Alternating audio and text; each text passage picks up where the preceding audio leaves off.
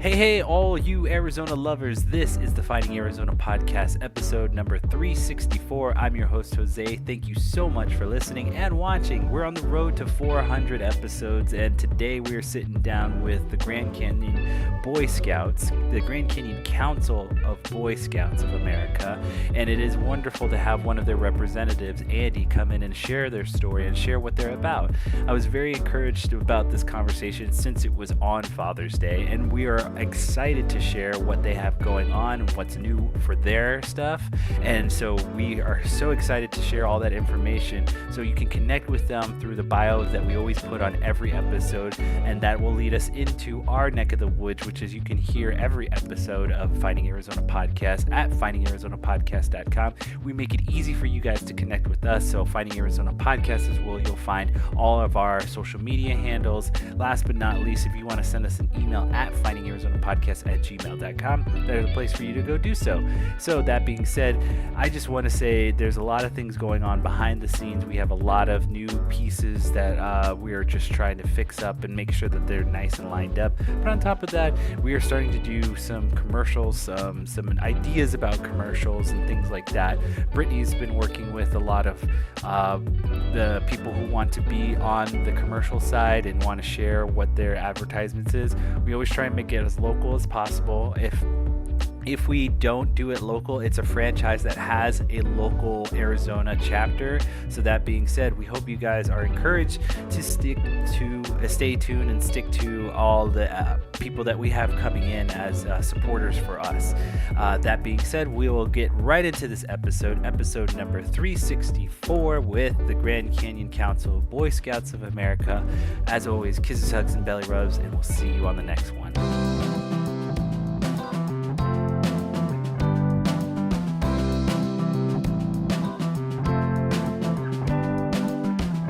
Welcome back, everybody, to the Finding Arizona podcast. I'm your host, Jose. As always, we bring in fantastic guests every week, and today is no different. Ladies and gentlemen, I'd love to introduce you to Andy, who will be joining us in talking about the Grand Canyon Council of Boy Scouts of America. Welcome, Andy.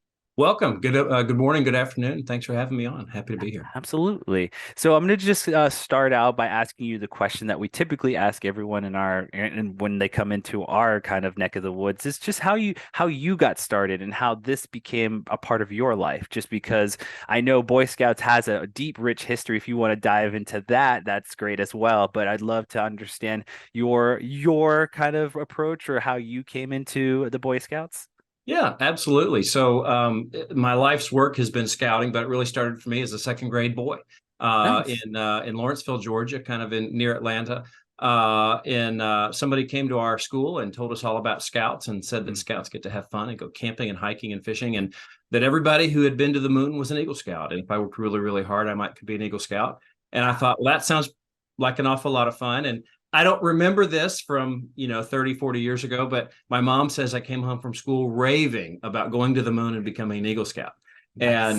And so she signed me up to be a Cub Scout in Pac 500 there in Lawrenceville. And that was really the beginning of it. I became a Cub Scout. I have two younger brothers, and as my parents saw the fun that I was having, the things that I was learning, the good people we were around in scouting, they put my brothers in scouting, and I crossed over from Cub Scouts into the Boy Scouts when I turned 11, and worked hard, had a lot of fun, went to camp, did all kind of fun things, learned life skills, earned merit badges and whatnot.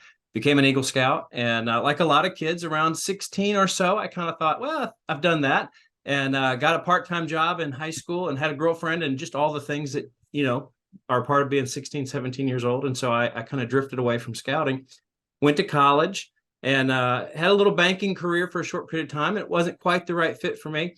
And I remember my mom said, well, go work for the Boy Scouts. And I had no idea people worked for the Boy Scouts. And there aren't very many of us, but I had no idea. And so I went into work for the Boy Scouts in 1997, thinking it would be 2 years, and then I'd go back and get a graduate degree and get a real job.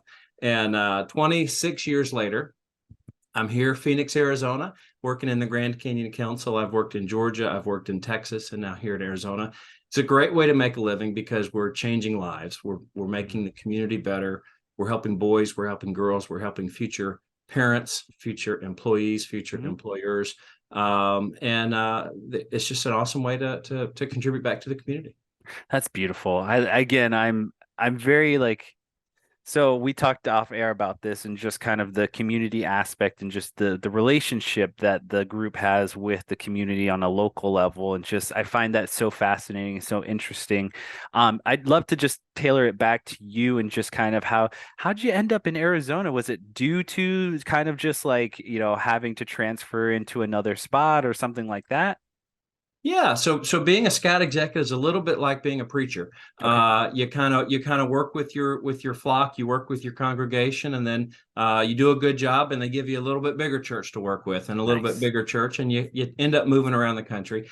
And so I worked in two local councils in Georgia, then I went to Amarillo, Texas, and then I was in Dallas, Texas, and almost 5 years ago the Mhm. board here, my predecessor was retiring, and so the board here was looking at replacing him and looking at some of the things I had done along with other candidates. And they Nice. decided to bring me over here to really move scouting forward and in some ways to reintroduce scouting to today's families. We had lost a little bit of our way in terms of getting out there and making sure that every kid was invited to join scouting, and they wanted us to bring some of the things that we were doing in Texas very successfully here to Arizona. Yeah, and Amarillo, I have to say, I've only ever passed through the Panhandle. I believe that's the Panhandle there. Mhm. So I just again, good job for you to be able to bring your level of that community on a smaller scale into this kind of large. I have to say, it's a little bit bigger than Amarillo, and so just to understand, that level of like we're transferring you to a bigger flock, and just again being able to bring the same approach with the same love and care and now into a bigger community. I think it's a true look into what you guys are accomplishing on that scale of, bringing up the individuals who want to be a part of the Boy Scouts. And so I'd love to understand a little bit too of like for you, when you transferred into a bigger flock and like this and on a large scale, what's the first thing that you look at, or what's the first approach that again, as you lost your way, like you said, like how do you bring back that level of that intimate community scale? Yeah, one of the things that we did very well in Texas was made sure that every year we worked with every school, every church faith group, every community to ensure that every kid was invited to join scouting. Mhm. And in doing that, we obviously were inviting every kid to be a scout and their family, Yeah. but we also were creating an awareness so the community knew scouting was there and scouting was thriving and scouting was doing great things for kids. And so it was just a touch, it was a marketing touch, if you will. Yeah. And here in Arizona, we had gotten away from that. And so one of the very first things we started looking at was how do we get back to telling our story, telling the community, telling families, here's what scouting offers to you. Hmm. Here's what scouting does for your kids, for your family, and what sort of outcomes you can expect. And so I would say one of the very first things we started looking at was how are we communicating with, how are we connecting to today's families? And unfortunately, we ran right into the COVID era. I got here just not long before COVID, Yeah. and some of the other things like that that have been challenging for scouting, but for everybody, right? Yeah.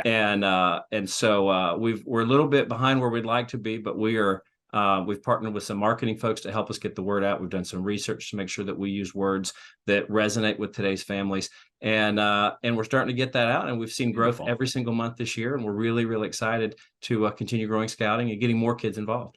Absolutely. I think that's a wonderful like aspect. I was going to go into that conversation of like how did COVID affect you guys and what are some of the pivots, but you've already answered that question. I think it's really beautiful that you guys are now making yourself back again like everyone else a well-known nonprofit organization. And I think with the help of many others like myself who really want to be kind of a cheerleader for you guys, I think that's going to be something to look forward to, the increase in growth that you will be able to accomplish, that I know you'll be able to accomplish, because I think one of the best aspects of Arizona is some of the kind of community level nonprofits that bring together those individuals who really, again, like I've met a couple of like nonprofit organizations, and some of the stories that they've told me is just the incredible approach of the community bringing forth their love and their what they can to the organizations and the different ones out there. So I know that you'll be able to gain back some of those numbers. I'd love to, ask this question: is what makes this particular Arizona and being in the Grand Canyon, the state, different from some of the other, like Georgia's a different environment when you go out into nature and just being able to train or earn the merit badges, as they were. What are some of the unique aspects that you kind of bring to those scouts that are here in Arizona? So one of the things that we try to do is leverage what the local community, the local culture, the local history has to offer. Mm. And so in Georgia, we had certain camps and programs that were really no different than what we had in Texas or here in Arizona or Yeah. anywhere else in the country. But we also had some things that were very specific to those areas about the cultural history and things like that. They have a huge whitewater kayaking program there. They've got some Oh, great rivers there in North Georgia that you can do that with. When I was in the Panhandle of Texas in Amarillo, we introduced some shooting sports programs, some target sports programs that were a lot of nice. fun and very popular with kids. A way to keep kids engaged with scouting as they get a little bit older. Yeah. Here we've added really kind of three different programs. One is called the Spade Ranch program. It's for middle school to high school age kids, so kids that have been in scouting for a little bit longer. And it really leverages horsemanship, horseback riding, Okay. horse culture, which is very Western, very cowboyish, right? And along with hiking and backpacking and sort of the things that we've got there. We've also added a drone camp, which where we Wow. leverage resources here in the high tech industries, high tech community to give kids an opportunity to learn about drones, which is certainly helps them with vocational, right, in the Yeah. future. It's so cool. These kids get to build their own drones. They get to fly them. They get to crash them on purpose and then rebuild them. So they're learning all kind of cool things. They're learning I love STEM and that. all that.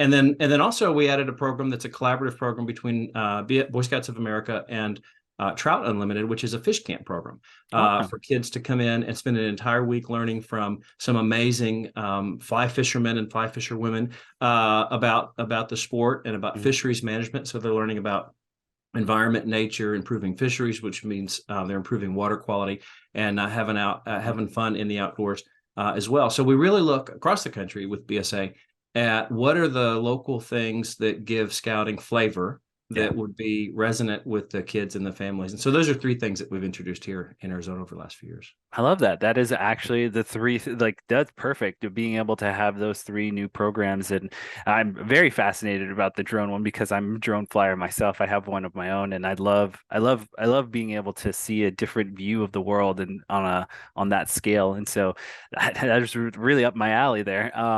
What are for you? It's like as you kind of see the difference in this community and just kind of as it grows and as you are progressing along. What are some of the challenges that we may not see as the individual or the parent that is going to bring their child in? What are some of the challenges that you kind of need us to understand, or at least maybe we can help you out and fix?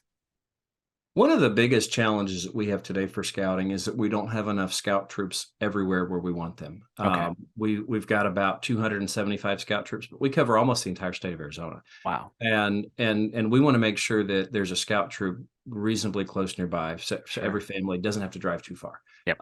And there are parts of the West Valley, South Phoenix, there are areas where it's just not convenient, right? Hmm. We kind of talk about the concept of scouting deserts. I heard about the concept of food deserts a few years ago, and parts of different cities where there's not access to a good grocery store. Yeah. And we have some scouting deserts, and it's an appropriate metaphor maybe because we live in the Sonoran Desert. Yeah. But we want to make sure that we have a Cub Scout pack, a scout troop for boys, and a scout troop for girls, reasonably close to every community, every neighborhood, so that every family can participate. And Love it. right now we're not there. And so if we through your community, through your networks, if there are folks who represent organizations, that can be churches, it can be homeowners associations, it could be businesses, really any kind of an entity that would say, hey, you know what, we want to use scouting as an outreach to our local community. Yeah. Give us a call. Give me a Yeah. call, and we can talk to them and get them going and have more scout troops. So more opportunities. It's kind of like selling gas or selling donuts. It's hard to sell donuts if you don't have enough donut shops. We need to Exactly. get some more donut shops out there so we can sell more of our Cub Scout donuts. Yeah, I love that because again, it's appropriate to understand that like again,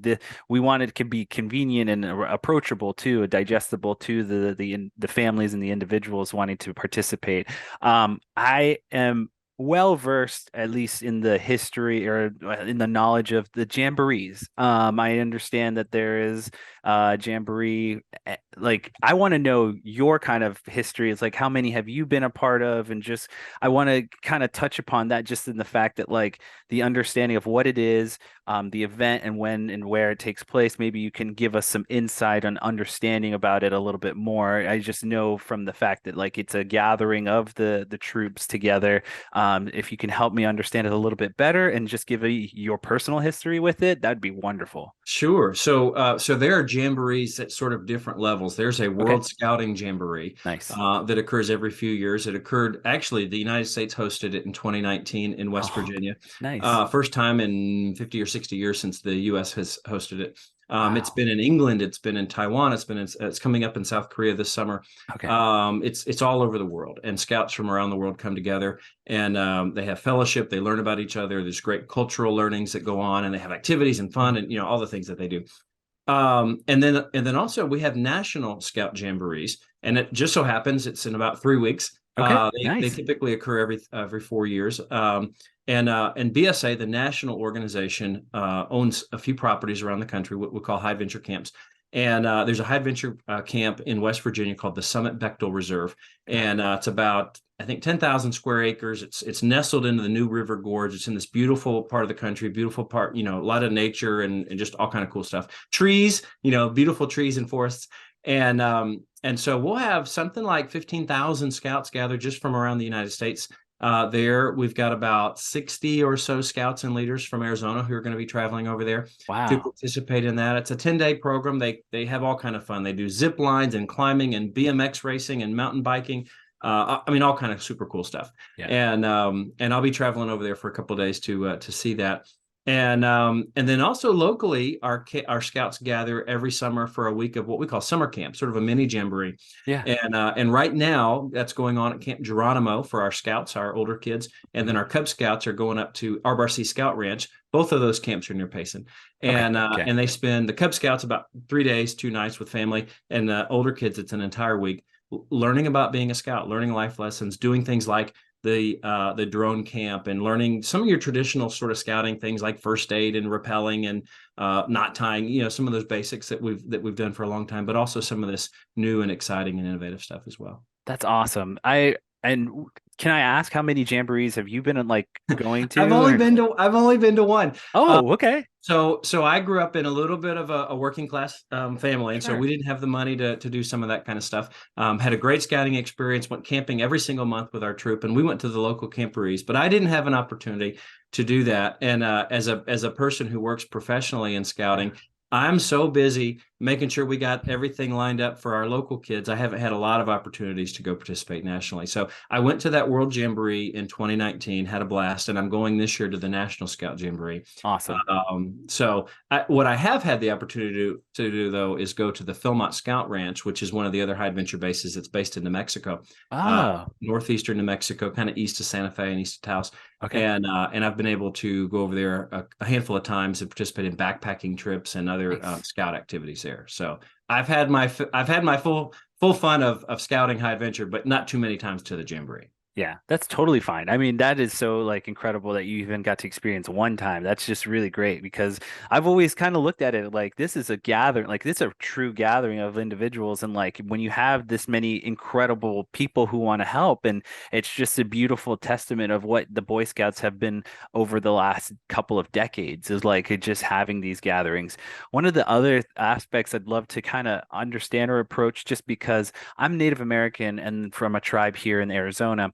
What are some of the things or kind of, I guess, networking or partnerships that you have with, I mean, because there's over 20 tribes here in Arizona that you've maybe done an event or signed a kind of work in a partnership aspect. Can you give me a little insight on that? Just, I mean, I know from that site that you were just talking about in New Mexico, there's the Pueblo tribe out there over by Santa Fe.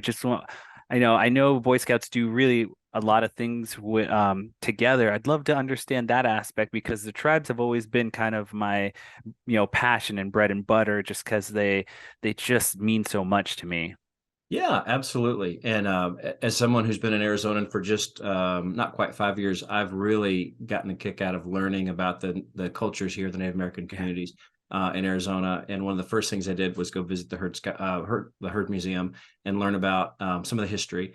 Yeah. And so we have a long running relationship with the Hopi community here That's my in tribe. is it okay? Yeah, that's my So tribe. so there's sort of a subgroup within the Boy Scouts of America called Order of the Arrow. Mm. Think of it like the National Honor Society for Scouting. Yeah. And our best and our brightest are elected by their peers into this, and then they get additional training and leadership opportunities and fellowship and so forth. And going back to the earliest days, it was heavily based on Native American traditions. Hmm.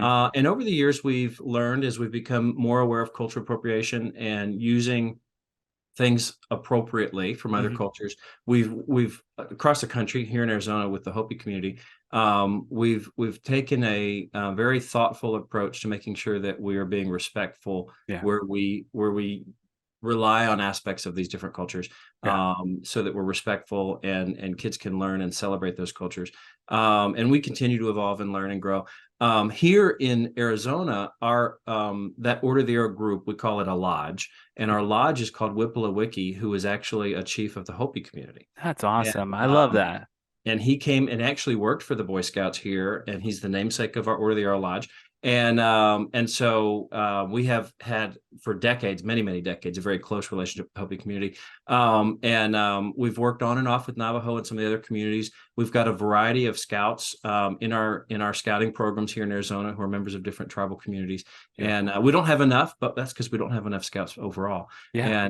And we want to continue to strengthen those relationships. Yeah, I think it's really wonderful in the aspect of like the kind of leadership and the kind of community involvement, the programs that you guys bring together, I think really works well with those tribes because it just, again, there's that level of like, training and mentorship that I feel like would work really well with the tribes and really well with the actual youth there because there's a lot of knowledge base understanding and actually verbal knowledge that I think would work really beautiful together with the scouts. And so thank you for giving me insight into that. I would love to talk to you more about it off air, Yeah. but I'm going to move forward into kind of just the kind of future aspect for you and just seeing your, as you grow into this position, do you see yourself in different roles or different things that, or what's some of future goals that you're trying to, maybe we can help you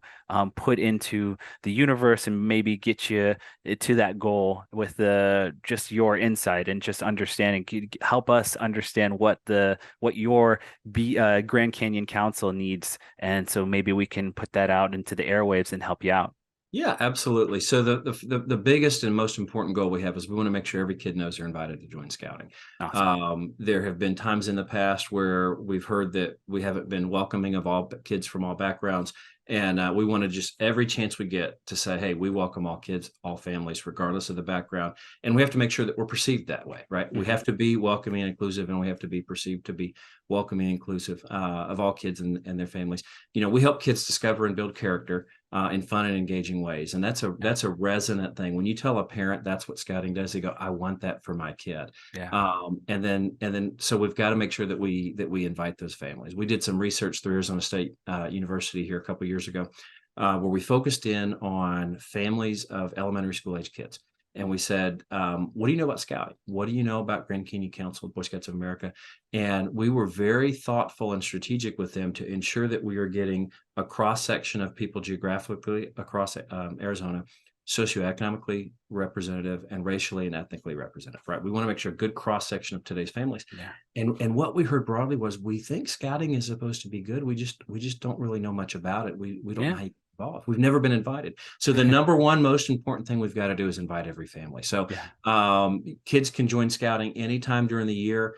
They can join right now in the summertime. They can join when the school year starts. They can join right after the holidays, whatever works, right? Kids join scouting whenever it works. We welcome them. We encourage them. We want the families involved as well. One of the things that's a side benefit that a lot of families don't know is that scouting strengthens their family. Mm. I have a cousin who's a divorced mom, and her son's graduated and grown up now. But when he was about 10 or 11 years old, he was a Cub Scout and then Mm. became a Boy Scout. And when she and I talked about the things that he had learned and the things they had done together to draw them closer as a mother and a son, she said, Andy, there were things that we did because his Scout badge required it that Yeah. I'm embarrassed to say I never talked to him about what should we do if there's a fire in the house and where should we meet? How do we get out of the house? Yeah. She said, I'm so embarrassed it didn't occur to me to talk to him about that, but we did it because the Scout badge required it. We're Beautiful. closer, right? We're safer. We're all these different great attributes. And a lot of people don't know those are some of the side benefits of scouting. It Mhm. benefits the entire family, draws them more tightly together, strengthens Yeah. them.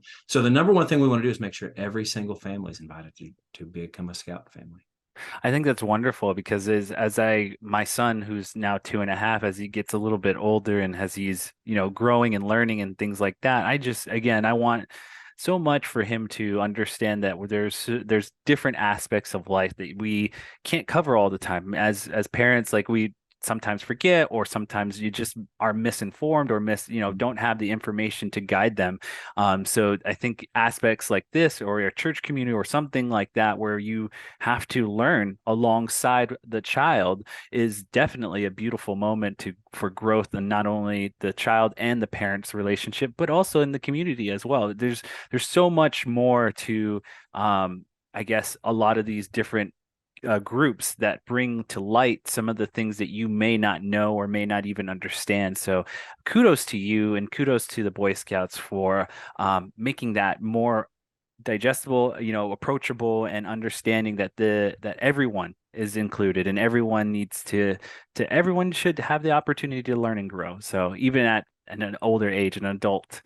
So I think that's really great that relationship between the parent and the child and the scouts are continuing forward like that. So I think we've kind of covered everything that I want to talk about. But is there anything that I feel like, you feel like we missed out on or want to cover as far as the Boy Scouts there? Yeah, I think the main thing that I'd like to cover is we use outdoor adventures, we use Mm. outdoor experiences as a classroom to Mm. teach the life lessons, to teach the values of scouting. The ultimate mission of scouting is to help, just for young people to make ethical and moral decisions based on the values of the Scout Oath and the Scout Law. Yeah. And so the outcomes of scouting, like leadership, self-confidence, life skills, those are really happy accidents that occur as a result of these other the direct mission. And I think that sometimes people casually hear about scouting and go, "Oh, it's just a camping club," or it's just an outdoors thing, or it's so much more than that. Yeah. And we use that outdoor as a lure to bring kids in, to bring families in, so that we can ultimately teach young people to make decisions based on the Scout Law. A Scout is trustworthy, loyal, helpful, right? There's 12 different points to that. Mhm. They're words that we live by in Scouts, and they're words that I think every parent would say, I would like for my son or daughter to live by these things, right? Yeah. And so Baden Powell was the person who created Scouting. He was an English military officer back Mm. in the late 1800s, early 1900s. He created Scouting in England, and it spread like wildfire across the world and here to the United States. And he described Scouting as a game with a purpose.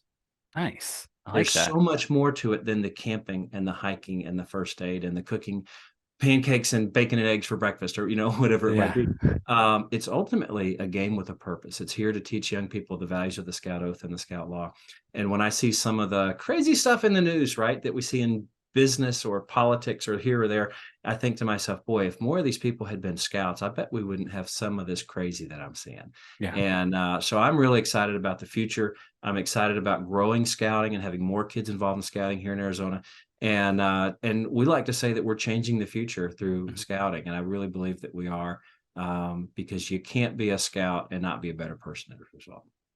I mean, I can't ask for a better conclusion to our conversation than that, because that is truly what I've been that's the thing that I've learned most from these nonprofit organizations, is just that level of leadership, level of guidance, and the level of kind of like I like to say citizenship, essentially, when it comes for me and trying to understand every single one of them. Is just wanting to treat others like you wanted to be treated. So thank you again for giving me such precious time of your day, Andy. And I like to leave our conversation with you letting us know where people can find you online, how they may approach coming to you or setting up a meeting with you. The floor is yours. Thank you, Jose. Thanks for having me on. It was a pleasure Absolutely. to meet you and to talk a little bit about scouting. And we are fortunate here in Arizona that we have so many different nonprofit organizations, so many youth programs where kids can plug in, find their passion, whether it's the Boy Scouts of America, the Girl Scouts, the 4-H, the Y, the sporting programs, right? There's so many different things Yeah. that kids can do, and it makes all of them better. If people would like to learn more about scouting, 2 websites I'll share with you. I work with Grand Canyon Council, BSA. Mhm. So Grand Canyon bsa.org is our website. Okay. Google Grand Canyon Council, it'll pop right up. And then the other one is beascout.org, beascout.org. A parent can plug in a zip code for where they live and say, hey, I'm interested in Cub Scouts or a scout troop, and it'll pull up those in the local area. And so those 2 websites are the ways folks can reach out and get involved in scouting. And my phone number and email and all that kind of stuff's on the website. So that's the easiest way. It's just remember GrandCanyonBSA.org. Jose, thanks again for having me. It was a pleasure to meet you. Thank you so much. Before you go, we do have an outro for us. You can hear every episode of our podcast at findingarizonapodcast.com. We make it easy for you to contact us at findingarizonapodcast@gmail.com. Last but not least, if you want to stay social with us, that's Finding Arizona Podcast under all social media. And with that, we say kisses, hugs, and belly rubs to our 4-legged friends, and we will see you next time.